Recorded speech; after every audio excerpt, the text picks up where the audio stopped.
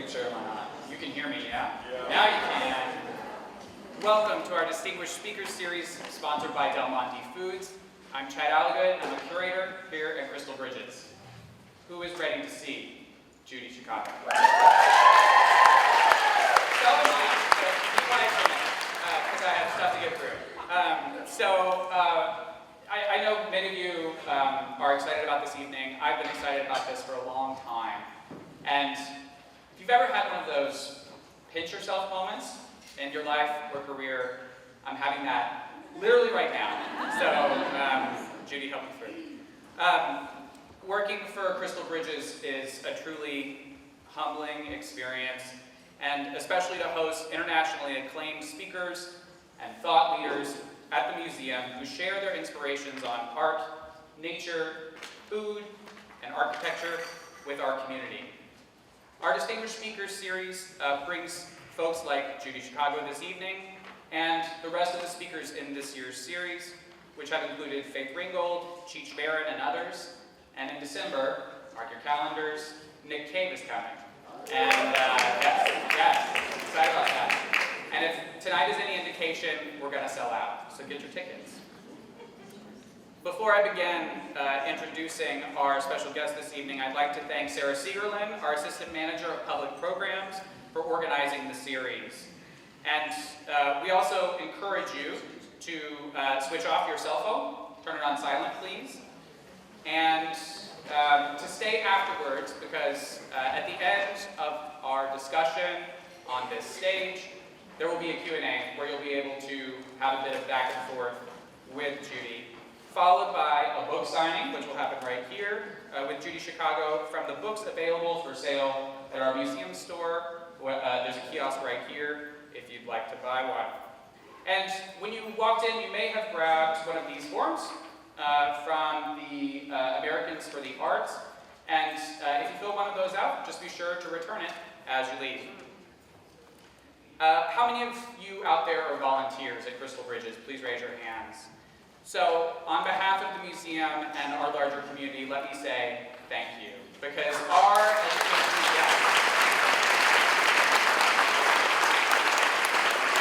your devotion to Crystal Bridges continuously floors me and the rest of our staff, so thank you for that. And of course, can I see a show of hands of members as well?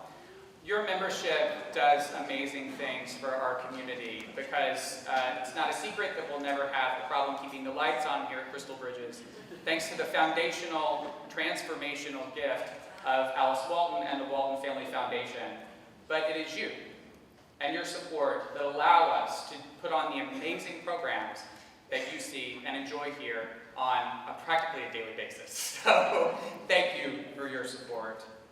Finally, we're thrilled with the support of Del Monte Foods for sponsoring the Distinguished Speakers Series, so please join me in thanking them.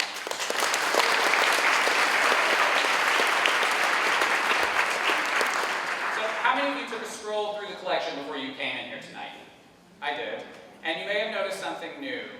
There's an object that is sitting next to the Donald Judd stack in our 1940s to Now gallery entitled Big Blue Pink by Judy Chicago. It's on loan from Personal Collection of Judy Chicago, thanks to the help of her gallerist, Salon 94. So that's a very exciting opportunity. We'll be talking about it tonight, and I can't wait for you to see it if you haven't seen it yet.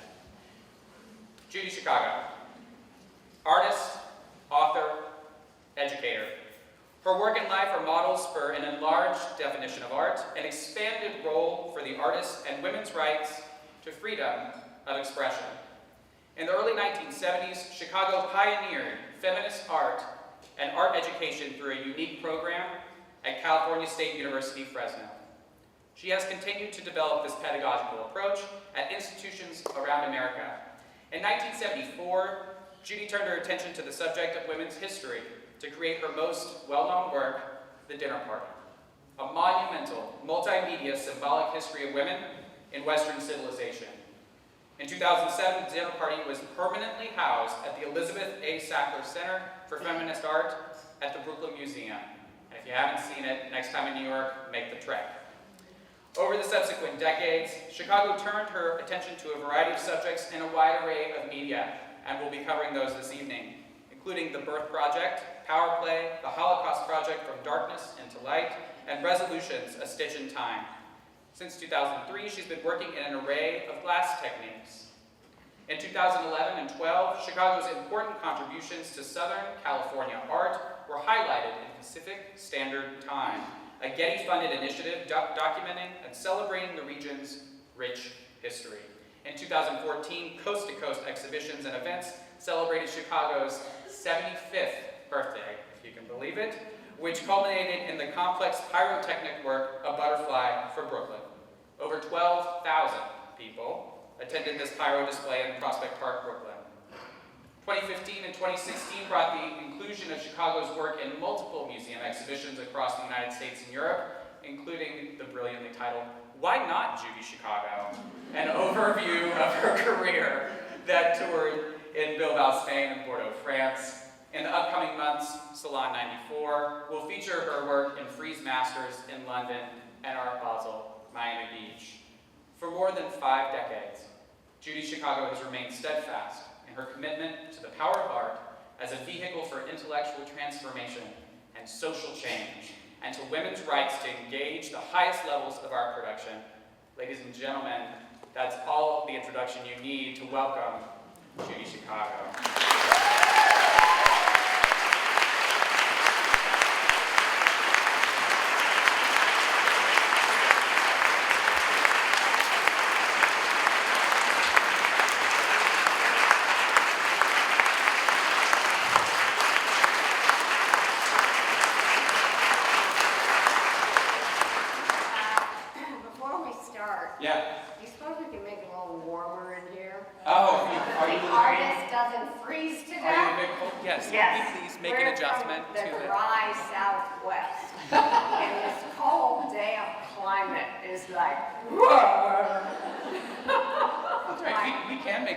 I think. You came this far away, right? Judy, I'm so glad you're finally here. Today we're going to be doing a bit of a trot through your vaunted career. I think some people will be surprised by what they'll see, and probably no more than where we will start. People in the audience may be familiar with your work, especially your figurative work as it intersects with ideas of femininity, the human body. But some may be surprised to learn that early in your career, you were a bit of a minimalist. Yeah. I was saying in the members' meet and greet that for a very long time, the dinner party blocked out the rest of my body of work. I've made a lot of art, as you said. And happily, I used to joke, I hope I'll live long enough to see the rest of my work emerge from the shadow of the dinner party. Even though I was very happy about all the attention it brought me, still it blocked out what is a big body of work. And with Pacific Standard Time, the 2011 and 2012 initiative, Getty initiative in Southern California, which involved every institution, art institution from San Diego to Santa Barbara. Actually, this is funny because, anyway, it kind of opened up a whole new space, and since then I've been having all these shows across my career, which is great. But the thing about Pacific Standard Time that I was going to say is that when I was working in Southern California in the 60s, of course, which was a very inhospitable community for women, I was the only woman artist who was taken seriously, okay, and I had a real battle. Okay, so go fast forward to Pacific Standard Time, by which time things have changed, and no young curator would have had a show without some women, okay?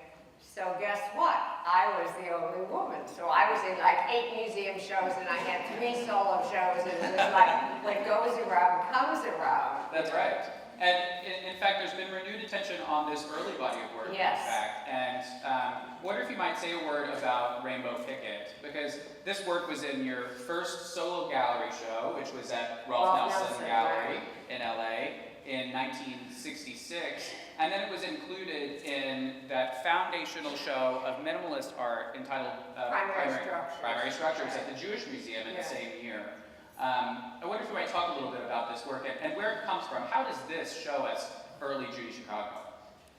Well, the thing that's interesting to me is that, first of all, I got my master's in both painting and sculpture. So I've gone back and forth in my career between 2 and 3 dimension. And for me, like some of my best work is where there's a fusion between them, like Rainbow Picket. Now, there's another side to Rainbow Picket, other than the story you just told about how it was in the primary structure show. There were, I think, 4 women in that show. There were like 72 artists. And I was a really young, idealistic artist, young woman. I mean, I didn't know you're supposed to get on a plane and go to New York when you're in a big New York major show. I mean, all I knew was that Rainbow Picket broke my heart. Because I was working in Pasadena in a big studio, which I shared with 2 other artists. And there was the most powerful curator in Southern California was named Walter Hawks. And Walter there were a lot of artists in Pasadena at that time. Like Bruce Nauman was around the corner. I got Mark DeSubero's studio next door. There was a lot of back and forth between New York and LA in terms of artists. Rolf brought a lot of New York artists.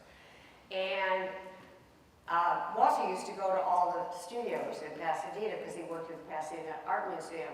And he'd come to our studio, and when I finished Rainbow Picket, Walter refused to look at it. Why is that? Well, I didn't know why he wouldn't look at it. All I knew was that it was like, I was like, oh my, I just wept. I had no idea why he wouldn't look at it. So years later, and I wrote about it in my first book, Through the Flower, but I didn't mention him. And years later, I had breakfast with Walter when he was at the corporate, and he said to me, Judy, I know you hated me. And he said, but you have to understand. He said, at that time in LA, women were only groupies or artist wives. So what was I supposed to do when confronted with your work, which was stronger than a lot of the men's? It was like watching a woman pull up her skirt and roll down her stockings. I had to avert my eyes. And he actually accepted me and said, oh, Walter, I really understand. I know, it was so hard for you. I'm sorry. But, I wanted to be taken seriously in the Southern California art scene. I always thought big. I always thought big. And worked hard. Oh my God, I used to work 60 hours a week in my studio. Yeah. And in fact, I remember when I turned 40, I visited an artist friend of mine, a muralist named Judy, and she said, I have to take Saturday and Sunday off. I have to. And I said, what on earth do you do? Now I know that I'm an old lady, now that I have to take time off. But anyway, so I was making this really big work, and I was going back and forth from painting. It's hard to get into my mindset at that time. I had already experienced, when I was in graduate school, the fact that my sort of natural, biomorphic, more organic, more gendered form was completely unacceptable in the LA art scene. My painting instructors just hated my early work. And your approach to color, too. And, they hated my color. Oh my God, they hated my color. And, because the whole art department was like enthralled with like burnt umbers and yellow ochres and olive greens, and here am I with cream and turquoise and pink, especially pink. So, I had backed away, because I would never have gotten my master's. I'd never gotten my master's degree with that work. So I kind of backed away from my own content and began to work with much more minimal form. Now, I'm not sorry about it, because I really learned a lot formally during this work, and Rainbow Picket came out of that. It did. Simple form. And in the reviews of this exhibition in 1966, Clement Greenberg, who is no feminist, by the way, one of the most vaunted art historians, quoted relentlessly in art history, said that this work was one of the strongest works in the show. Yeah, but Peter Plagens, I didn't know what Clement Greenberg said because I was in Southern California, and Peter Plagens wrote in Art Forum, which I just think is incredible, this work just doesn't have the guns. So that speaks to the general climate Right. of machismo that definitely dominated in Southern California at this time, and in the art world more generally. But you've talked about the ways in which you co-opted certain strategies of that machismo to your own ends, and I see it in works like this. Oh, the 1964 Car Hood. Can you talk a little bit about this work? Well, I was telling you today when we were walking around the museum that John Chamberlain was around a lot then. He was living in Southern California, and I used to hang out with him. And he used to say, this auto body school, I should go to auto body school, those guys really know how to paint. Because I think he used to use spray cans, actually. He did. So John Chamberlain, you may be familiar with in our collection, sort of an abstract sculptor who used crushed car parts. Right. His Swananoa one is in our collection, and this is a brand new fact to me. I had no idea that you and John Chamberlain were. I like John. I mean, actually, for a lot of those guys, it was conflictual for them because I think they saw that I was a serious young artist, but I was like not in the right body for their mindset. But anyway, so John never went to auto body school, but when I got out of graduate school, I went to auto body school, me and 250 guys. And they made me wear this white, long shop coat because God forbid I should bend over when I'm spraying. And one of them saw a titty, which of course they never seen before, right?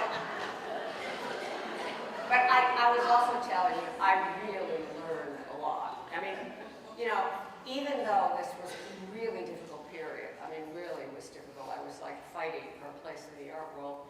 Nonetheless, I learned a lot in auto body school. I learned about a respect for craft. I learned how to tape properly. Nobody ever thinks about that. My paint teacher was named Percy Jeffries. He was a show car painter, and he drove this luscious lavender candy apple convertible. I mean, so, I was learning about a whole different kind of aesthetic. And, I mean, from the beginning, I got interested in fringe techniques, and nobody ever commented on that. In my early work, was when I brought women's fringe techniques into the mainstream that people talked about it. But I had always been interested in fringe techniques, plastics, auto body techniques.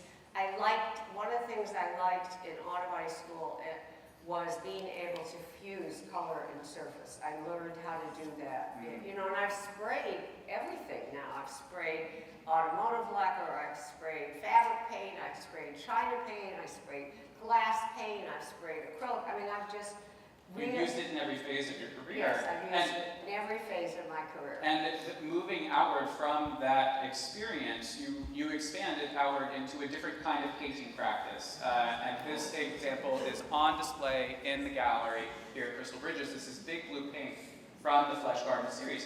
It comes directly out of that new form of technique that you learned, yeah? Yes, absolutely. But by this time, okay, so now I've had like a decade of struggling in the LA art scene, and being told continually that I couldn't be a woman and an artist too. I'm like, really? Now how am I going to solve that? And I had pulled back from my own natural way of making forms and my own, certainly my content, and of course this was a period where content was not really discussed in art. It was all about the edge. Like Sam Francis and I were friends, and actually that's really not Sam was very supportive of women artists, but he sponsored me. He had a print shop in Santa Monica, and he sponsored my first lithograph, which became the first image of menstruation in Western art. It's called Red Flag, okay? So he had a Japanese printmaker. Even I can't believe I did this. Anyway, so we're working as like a image of pulling a tampon out. Now the thing is amazing is that it taught me about the impact of the absence of images. Because when I first showed this image, some woman got up and started screaming at me about how could I show an image of a bloody penis? I mean, She misread the image. She didn't even recognize what women do every month. Yeah. Because there were no images. Okay. But anyway, so I'm working on this with this Japanese printmaker who doesn't speak that much English. And so we're like, when you work in a print shop, you often put the work up and you talk to the printer about, okay, and he had taught me about a rainbow roll, you know, how you go from 2 colors or more on one roller. And so we're standing there looking at it, and I say, well, what do you think of it? Now he's Japanese, and he's looking at a menstruation image, right?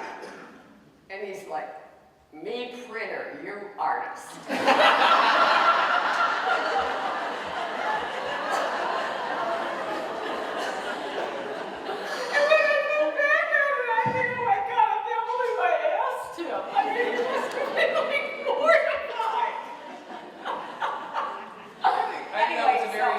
Understandable approach, right? Okay. He gave you artistic license. That's a good printer, right? Okay, so I was actually, that was like the same time as I did this painting.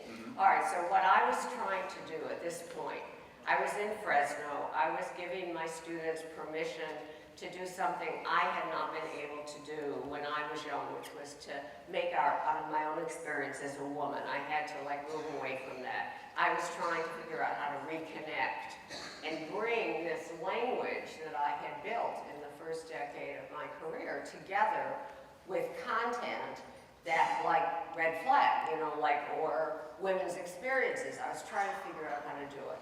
And I was also trying to open my practice. So I was living in this small town in what's called the Navel of California. Actually, there's a Yiddish expression for navel, it's called pupik. And it's often called the pupik of California. Yeah, terrible. Anyway, so I went away from LA in order to do this. I couldn't do I couldn't create a feminist art practice or feminist art education in Los Angeles. It was too too much pressure.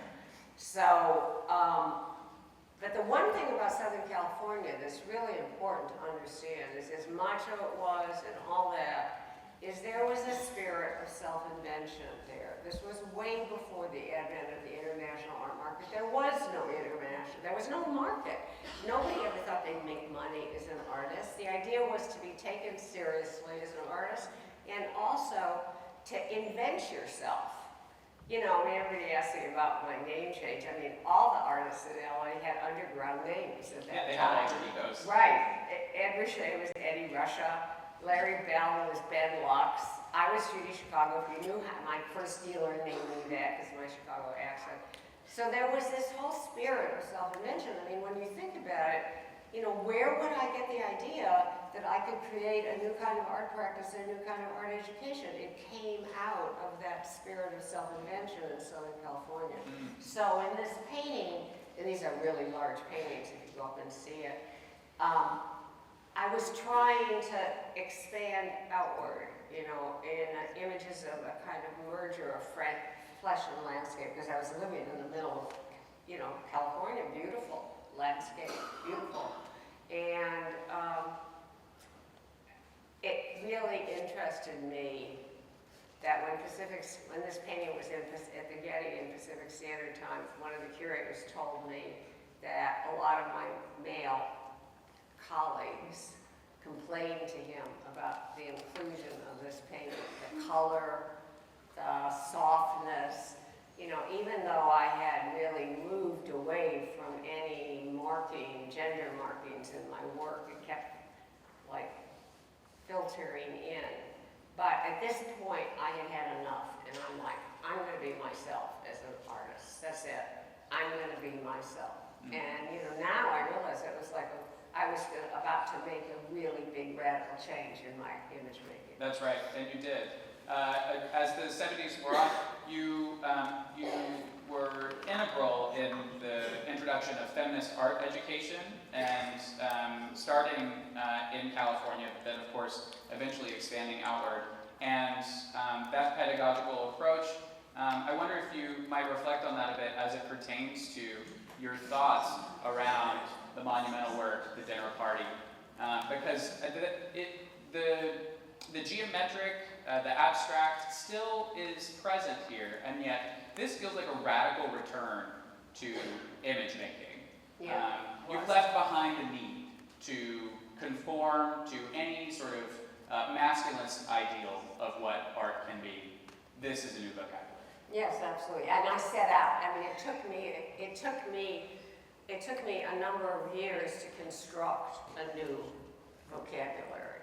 You know, I started really at the end of the 60s when I started doing my research into women's history at a time when there were no women's studies classes, and the idea was that women had no history.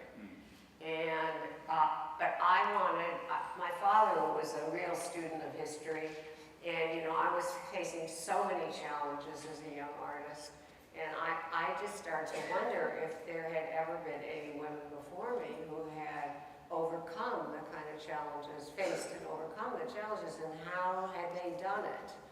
And so, first I started reading and studying and looking, and then I started working on my imagery really consciously. I had also already been working on color.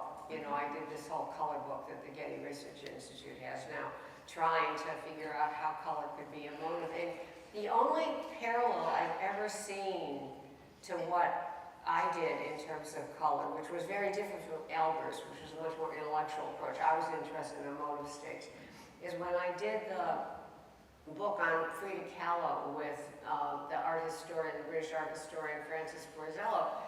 In one of her journals, I found a page of color where she equated color with emotions, and that is the only analog I've ever seen. But anyway, so I'd already begun to build my color vocabulary, and I met somebody last night from South Dakota, and I get South and North Dakota mixed up. But the reason it's important is that in the early 70s I was lecturing a lot, and I was in, I think, North Dakota, and I was at this point making images. I was making sprayed images on canvas called The Great Ladies, where I was trying to build imagery representing the different women I was studying in history. And so I was talking about these images in this lecture, and there were like 200 people there, and at the end of the lecture I said, well, do you understand these images? Would you understand these images? And people said, I was really interesting. They said, well, you know, what you're telling us is very interesting, but if we saw the work without you telling us, we really wouldn't understand your intention. Well, so I'm like, okay, so then I started working on opening my imagery, making it more accessible, particularly once I decided with the hubris of youth that I, with my paintbrush, was going to tell the history of women in Western civilization.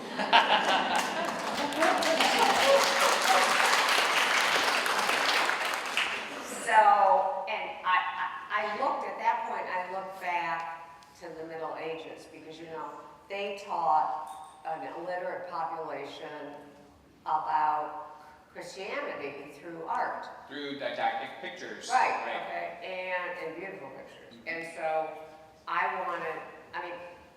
we had and still have a sort of illiterate population in terms of women's history. It's still not incorporated in the curriculum of, you know, our schools. That's right. And so, and if it is, it's over there, you know, like everybody doesn't have to take it. Why should everybody have to learn women's history when we can all learn men's history instead?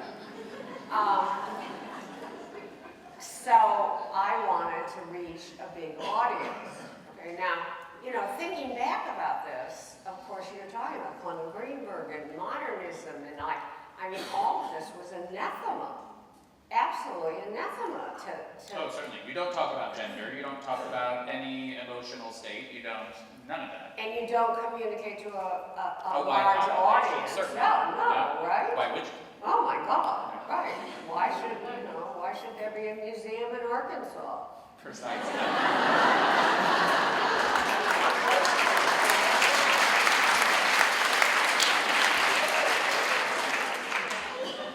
We're talking about it today. What a wonderful model Alice Walton is providing for people with the means to create museums.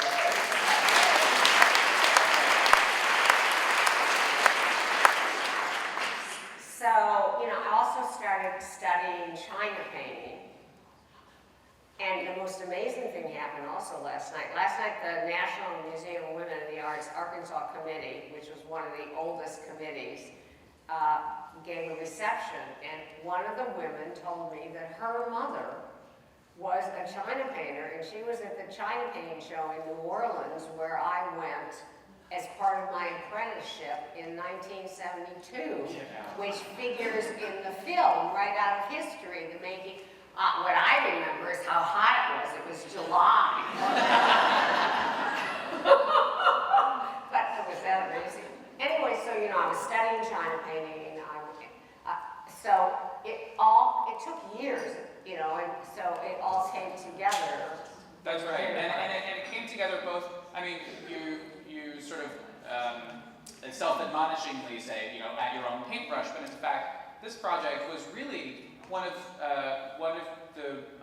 the beginning points of a truly collaborative effort, because you worked with artisans of all stripes. And a lot of people weren't artists. Yeah. There was research, there was graphics, there was, you know, it crossed media, it crossed masculine and feminine areas, you know, like people always talk about the China painting and the needlework, but, you know, the structure of the dinner party, the floor, the parts of the floor, the way the pattern, all of that was designed in collaboration with an industrial designer, a guy named Ken Gilliam. You know, it's like funny because, you know, the men get erased from the dinner party.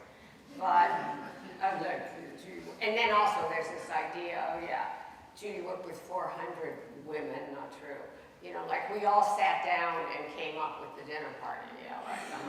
Anyway, in 2017, if you haven't seen the dinner party yet, 2017 is the 10-year anniversary of the Sackler Center. And there's going to be a year-long celebration of feminism all over the museum with exhibitions. And in October 2017, they're opening an exhibition called The Roots of the Dinner Party, which is going to look at the way in which, for example, I translate. It's going to have a lot of archival material that's never been seen before, like the way my notebooks where I was doing research and how I translated the historical information into images. There's just a lot, so it'll be interesting if you're interested in that, if you've never been to the Brooklyn Museum to see the dinner party, which by the way accounts for 20% of the traffic to the museum. That's right, and it has an enormous impact, and I didn't tell you I was going to do this, but I taught at Brooklyn College earlier in my career. And one of the things I required my students to do was to go and visit the dinner party. Oh, really? No, yes, many of my students were first-generation college students. Many of them were the first in their family to speak English. And I had a student named Michelle. She chose to write her final paper on the dinner party, and I asked her if I could share just a piece of this because I think it's important before we leave this work. This is a person who had never been in a museum before in encountering your work. The dinner table on which the settings are placed is a representation of the historical and mythical women who have made contributions to society. The props are utilized in such a way to honor and elevate feminine achievement. Chicago dreamed of a world where women's history and contributions were fully recognized and accepted into society. The passion, history, pain, and triumph that emits from this work of art is truly worth the trip. Just by being in the same room as this artwork, you feel as though the ghosts of those women are present. You see their place settings, learn about their accomplishments, and realize the struggles they must have overcome to be invited to the party. Now, why didn't she write?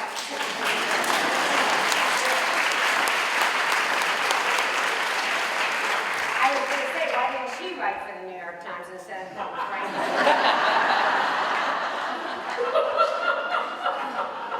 I wanted to share that with you because of what you mentioned before. You're opening up of your vocabulary to allow a wider audience in, to open the doors for generations of women artists and all artists to follow you. It still continues today.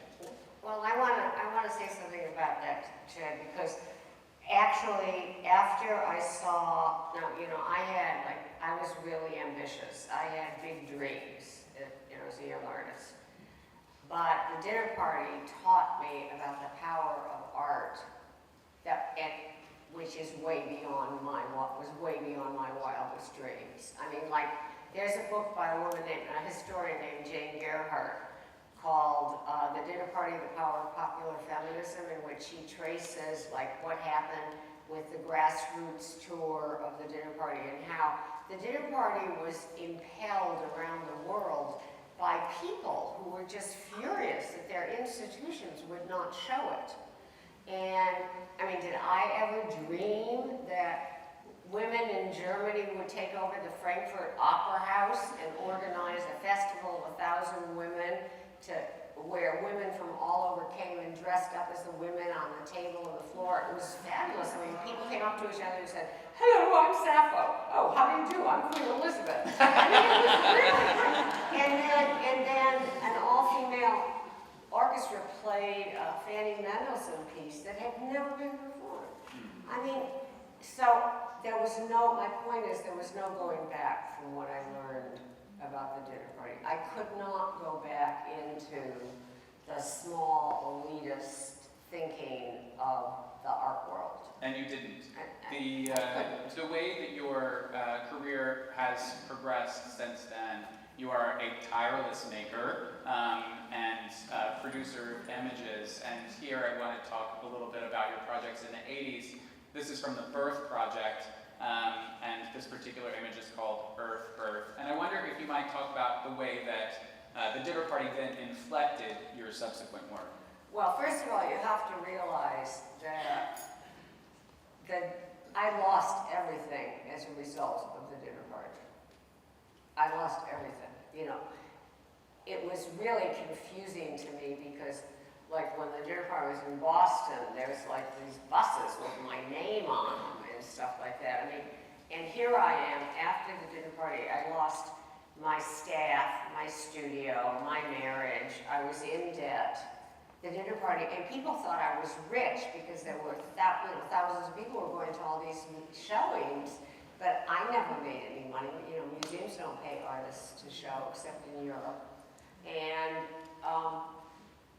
all I had was my burning passion to make art, and I knew that I wanted to work on the subject of birth, because again, there was an absence. When Arrakis called the show that he did, this career narrative you were talking about, Bill, why not Judy Chicago? He was kind of playing off this, what I was talking about, why not? Why not any subjects of birth? Why not any knowledge about women's history? And I got interested in the subject of birth when I was doing the back of the Mary Wollstonecraft one. The other thing that happened to me in the dinner party, which actually I've never really talked that much about, I'm a classically trained artist. I started art school when I was 5. I drew from the model, I drew from still lifes, I drew from animals, from anatomy. I'm a classically trained artist, and so I had moved away from representation.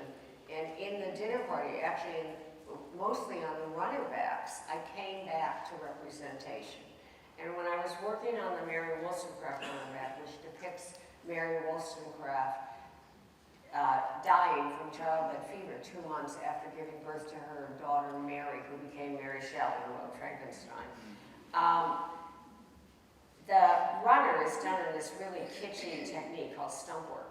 And, you know, at that point, there was no knowledge of the amount of art there has been about the subject of birth. That only actually happened recently when Massimiliano Gianni did the show The Great Mother, and it turns out there's a huge amount of work on the subject of birth, but it has been left out of the discourse. That's right. So, and I actually learned something new about erasure. It's not just the erasure of women's production, it's also the erasure of content that has been outside the discourse or considered unimportant.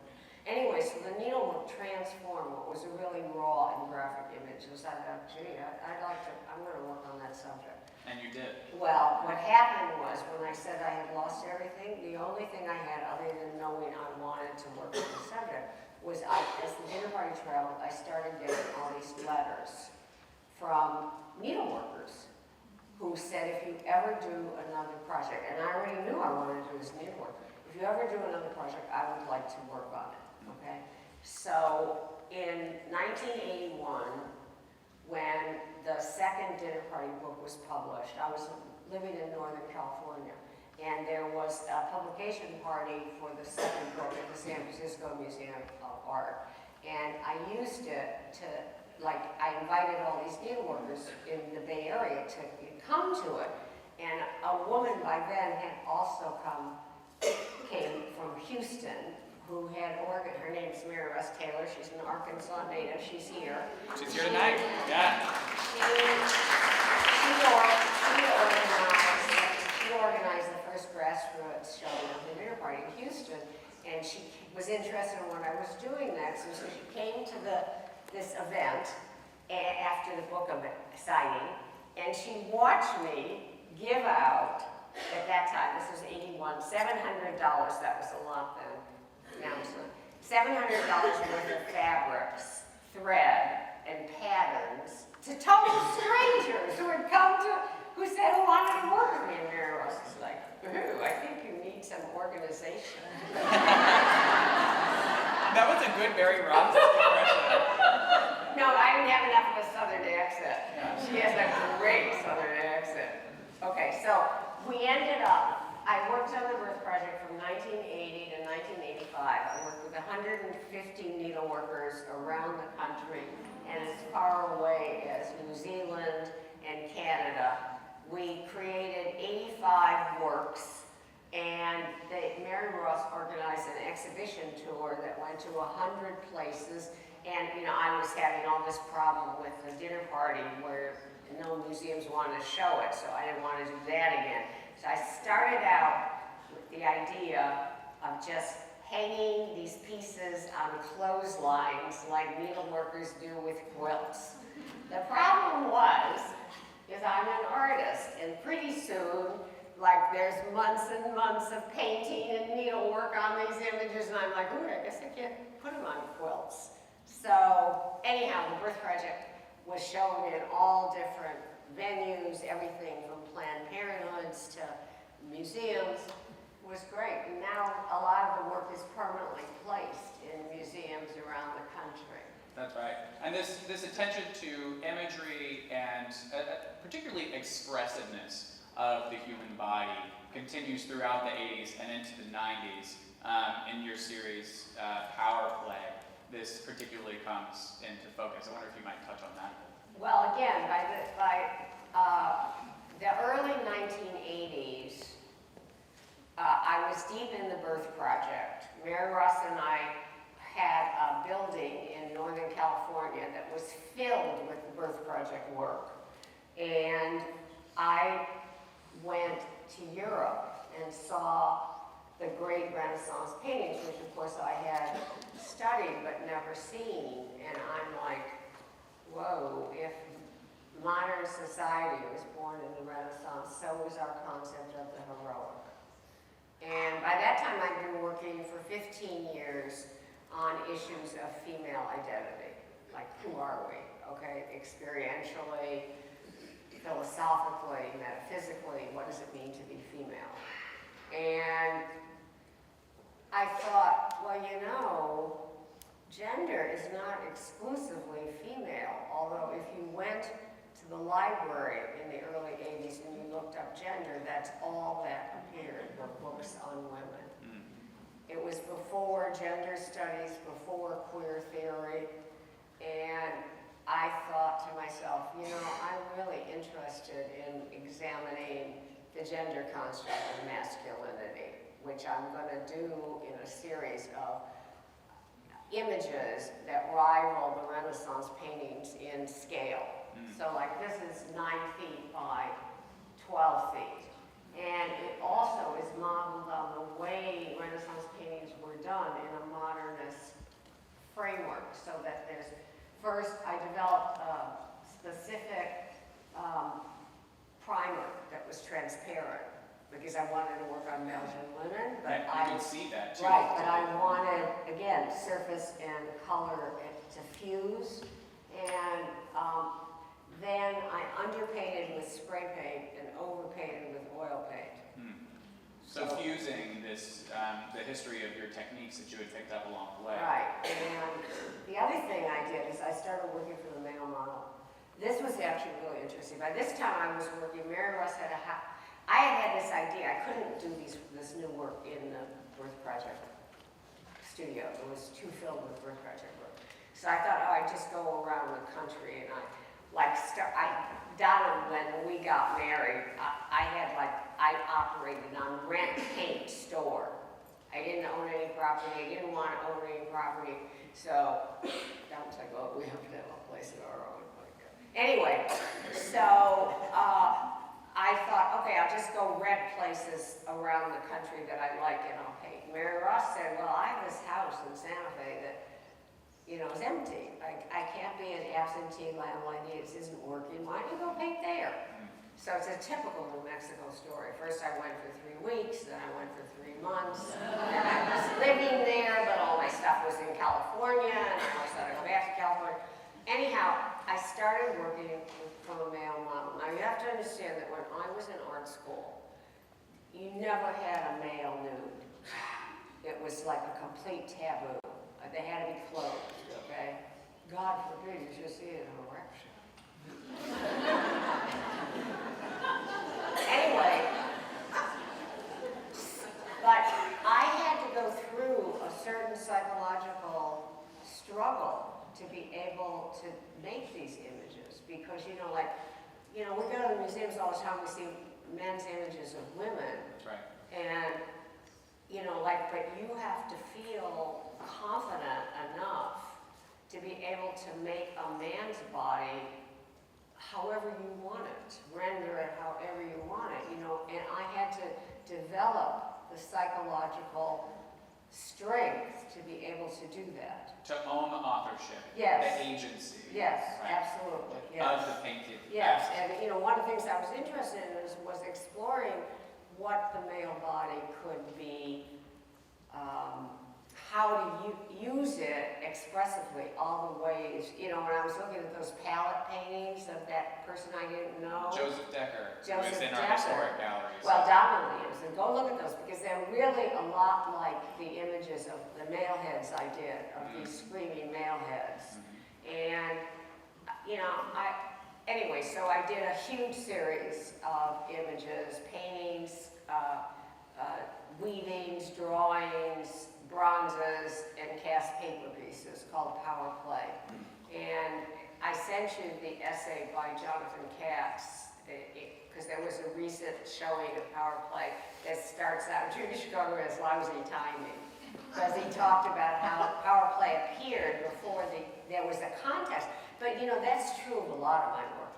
You know, there was no... You're very prescient, that's right. Right, you know, the contexts have developed after my work. There was no vocabulary even to talk about some of the issues that you were exploring through color, form, shape, space. Yes. And I think that's followed your trajectory throughout your career. And in fact, I think if we move forward a bit, you'll see that your career also admirably, in my view, touches on history in really important and foundational ways. This project, the Holocaust Project, From Darkness into Night, which integrates, like many of your projects, across media. Yeah, well, in 1985, I met Donald 7 times between 1984 and 1985, and nobody could believe it. They're like, what are you, blind? Ironarians and other stuff, you know this. Anyway, but I wasn't looking, so then, you know, I just finally looked, and I'm like, woo. Anyway, we met. I was just getting interested in the subject of the Holocaust. It makes sense if you, we're both from secular Jewish families. We came up at a time when there were no Holocaust studies in school. Neither of us knew anything about the Holocaust. I was just emerging from my study of power gone amok. And, you know, God knows the Holocaust was power gone amok, or as Virginia Woolf called it, patriarchy gone mad. And I suddenly realized I didn't know a thing about this. And Shoah was about to open in New York, the 9-hour film by Claude Lanzmann. And, you know, Donald and I just like men. I'm like, I want to go to New York and see Shoah. Do you want to go? He's like, oh yeah, okay. So we get on the plane. We have no idea what we go. We sit in this theater for a weekend looking at this film, which made us feel like we were idiots. We knew nothing, so ignorant about Jewish history, our history, ignorant about the Holocaust. And so we were like, okay, we got married, we started working on the Holocaust Project together. I mean, but you know, the way, for me, making art is a process of discovery. And you know, you start down a path and you go where the path takes you. And so it took Donald and me on an 8-year journey. And a journey of collaboration and discovery through the research process and learning together, yeah. And so, like, this combines painting and photography. It's the smallest image in the series, and it is based on a photograph that Donald took. We traveled for 2 months in 1987. From 85 to 87, we researched. And then in 1987, we made a trip through the landscape of the Holocaust. Germany, France, Austria, the Czech Republic, Latvia, Lithuania, Russia. Did I forget anything? Anyway, it was 2.5 months of massacre sites, concentration camps. I still don't know how we did it. Maybe because what we were learning was so riveting. We started out thinking we would deal with the Jewish experience of the Holocaust, which is how the Holocaust is presented in American institutions. But as we traveled around to all these other countries, we realized that the Holocaust was much vaster, impacted many more people, and had many more implications for the future than we had ever imagined. And so slowly our concept and our view changed. And this is the last work in the Holocaust Project. This is the center panel of an image called Rainbow Shabbat, a vision for the future, which recasts the Friday night Jewish Sabbath dinner as a metaphor for global healing and sharing. And this is actually when I started working in glass. And this moment too, I mean, you have constantly surprised and challenged the art world, and I think the sort of the art world elite by shifting your focus and learning new techniques and trying something new. Even as you have a kind of fidelity to the history of your own imagery in your career. So, you know, here again is the imagery of a table around which people gather. Here again is the repetition of the rainbow form, right, which we saw in the very first work that we looked at today, Rainbow Picket. And so if you only open your eyes, you can see that there's a long trajectory to your work, and to allow you to express and try something new, the dynamism of your career has always been a challenge and an inspiration, I think. And it's no more better expressed, I think, than in this series. You started here, as you mentioned, working in glass, and I'd like to skip ahead to this series. Yeah, okay, fine. So this is very recent, actually. We just went through my last collaborative project, which was called Resolutions, A Stitch in Time. And I was interested in two things. I was interested in making images for the future, recasting the future in terms of what kind of future we can have. It comes right out of Rainbow Shabbat. Yeah. What does it really mean to have a global, diverse future? How far we are from that, my goodness. Right. And those themes carry forward into your recent work in glass. yeah, this is a series called Heads Up, and it's glass. At a certain point, I began to bring back some of the other techniques I use, like porcelain and bronze, and combine them with glass. One of my favorite pieces is that one, the bronze in the back called, something head. Golden tongue. Yeah, I know it's golden tongue. It's like male head with golden tongue, is that what it's called? Yes. Or the grand head with golden tongue. Right. I'm like, how many of us have not met that person?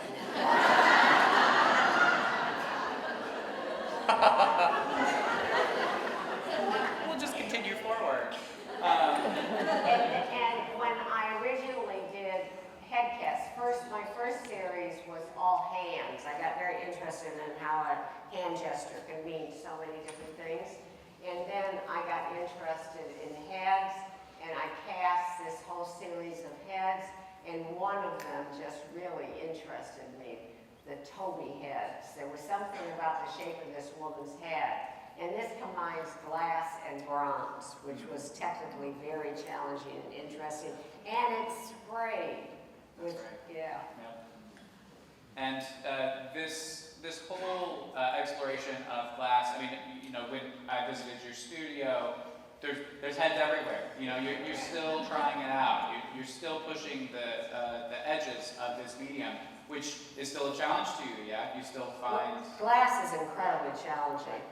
First of all, I was in Southern California during I was talking about this at the meet and greet, during the period where some of the Southern California artists, California artists, Pino Lopez and John Mason, were bringing ceramics over from its decorative and craft origins. And when I started working in glass, that's the same place we are with glass now. Yeah. And it's just beginning to move out of its craft origins into the art world. Yeah. And I've really found that fascinating. It's endlessly challenging. Glass is endlessly challenging. And fun on that score, too. Well, fun. I'm finishing a series that has been really grueling that goes back to painting on glass. Because when I was studying China painting, a lot of China painters also painted on glass in a technique that nobody knows in the glass world, where it's multiply fired and it allows a level of detail that is just, and also fusion of color and surface, which, anyway, it's like challenging, difficult, exciting, thrilling discoveries. And speaking of thrilling, challenging, exciting, as a coda to this long discussion of the arc of your career, I'd like to return to a very early work that has recently been, that you've revisited. And this is Purple Atmosphere from 1969. And I wonder if you might just say a word about your engagement fireworks, with... Yeah. In the late 60s, people talk about my collaboration as if the dinner party was my first collaboration. I was always interested in collaboration. And I used to organize, when I was in Pasadena, I organized artist events, and I collaborated with other artists. And we did this, I think it was in '67. My studio in Pasadena fronted on Colorado Boulevard, which is where the Rose Parade goes. And, thousands of people would come in the night before on New Year's Eve which happens now to be my anniversary. I'm a double. Anyway, but thousands of people would come in and they'd set up shop and they'd have all these, like, they'd bring televisions and they'd bring like cookers and they'd come in starting the night before. And so some of my artist friends and I decided we would do, this is the origin of the fireworks. Yeah. We would do a street performance. So we blocked off a street on Raymond Avenue, which was perpendicular to Colorado, which was the corner where my studio was. And we did all these performances. We stretched screens across the building and the days of light shows and stuff like that. And it was a big fleet light, and I had made this big color wheel. And I also lined the streets with fog machines. And so here's the color wheel, and here's the fog going on. And I see all this color in the sky. And it's like my color systems, like in Pasadena Lifesavers and stuff, free in the air. And I'm like, I'm going to do fireworks. I'm going to do colored smokes. Now these were the days when I and my friends could just go out on the beach in the National Forest and just do what you wanted. Yeah. So I did these smoke pieces all over Southern California. And when you came in, you saw a video that Judy is helping make into a real video. I started combining painted women's bodies with colored smokes. And so that's going to be a video called Women in Smoke. But it's the only time, let's go to the next one. So I did fireworks from 68 to 74. And in 74, I was invited to participate in a sculpture in the 60s show organized by the Oakland Museum. And it was the first time I tried to make an image with fireworks. And by this time, the butterfly, which had been a theme in my work early and I had suppressed, was coming back. So I decided to make this big butterfly. And it lasted for 17 minutes on the shore of Lake Merritt. Now at this point, my fireworks are getting bigger and more expensive. And I was trained to be a pyrotechnician. You're an auto body worker, you're a pyrotechnician. I'm a maniac! Yes, you are. Maniac, Judy Chicago. So, but this is the only time in my life, in my career, that I have ever had to give up something. Well, you didn't give it up for good. Well, no, but I was basically sexually harassed by a guy who I was apprenticing with, which is the only way to become a pyrotechnician then. There were no women pyrotechnicians. And I actually, and I couldn't get enough support, financial support, to get bigger. So I stopped in 74. And then it wasn't until Pacific Standard Time, that I was asked to start again. They gave me the opportunity to pick up where I left off. So I did fireworks pieces as part of Pacific Standard Time. And then in 2014, for my 75th birthday, in conjunction with the Brooklyn Museum show of my early work, I did this big piece called The Butterfly for Brooklyn. I kind of picked up. And 12,000 people came to the show, came to see it. And at the end of it, all 12,000 people sang happy birthday to me. I think that's a fitting way to end our conversation here, and we'll.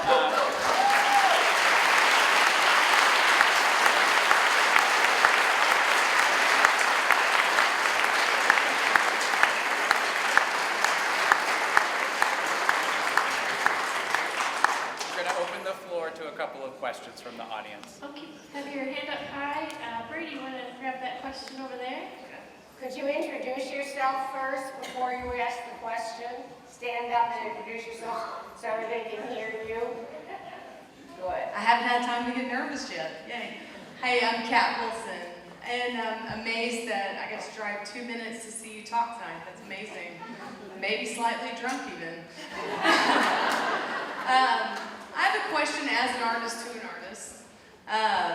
a lot of times singers talk about when they write a big hit song, like Eddie Vedder, for example, when he wrote I'm Still Alive, or whatever it's called. He talks about when he wrote the lyrics, he thinks about the feeling he got when he wrote the lyrics to the song. Every time he performs it, he can feel that feeling. So I wonder, when you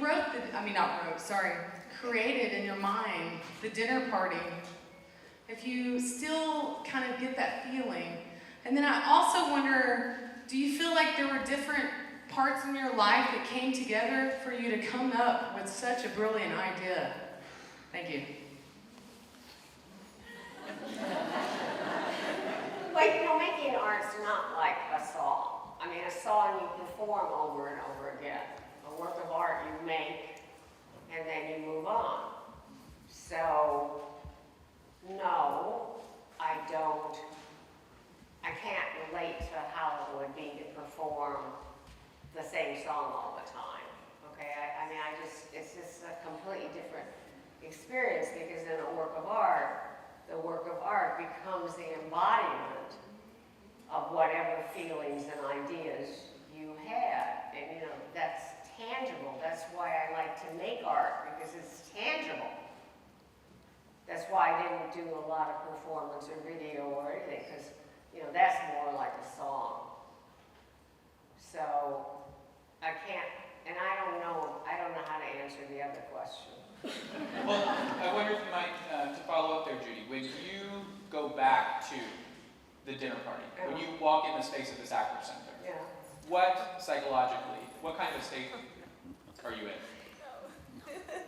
Well, there were over the course of the years that the dinner party's been there were two deputy directors at the Brooklyn Museum. The first one was Mark Mayer, who is now the director of the National Gallery in Ottawa, in Canada. And I would walk into the dinner party, and then I would walk into Mark's office, and I would say, "The damn light is out over Theodora." I know it's not your job description, but could you please do something about it? Sorry. So in answer to my question, the psychological state is angry. Got it. Next question. Anybody another question? Right over here. Yep. Pardon me. Actually, Catherine Morris, the curator, she always worries when I come. She goes in there to check to make sure all the lights are on. She says, "I know it's going to burn out as soon as Judy walks in there." Hi, my name's Austin. My question is, what has been some of the most important criticisms you've received as a fine artist through your career? Everything you can imagine. I try not to dwell on it. When I was a young artist, there was another artist named Billy L. Bankston in Southern California who gave me the best piece of advice. He said, never read reviews. Just count the column inches and the number of pictures. And if I read all the reviews of my work, I would have slit my throat. You take one more. One more? Okay, right over here. Probably the last one, so we have time for book signing. Yep. Okay, who are you? My name is Miss Jones. I'm a retired art teacher. And so I was wondering, you've been given many, many questions in all of your career and everything. Is there a question that you wanted people to ask, but they never did? No, but I'll tell you the stupidest question I was ever asked. The stupidest question I was ever asked had to do with the birth project.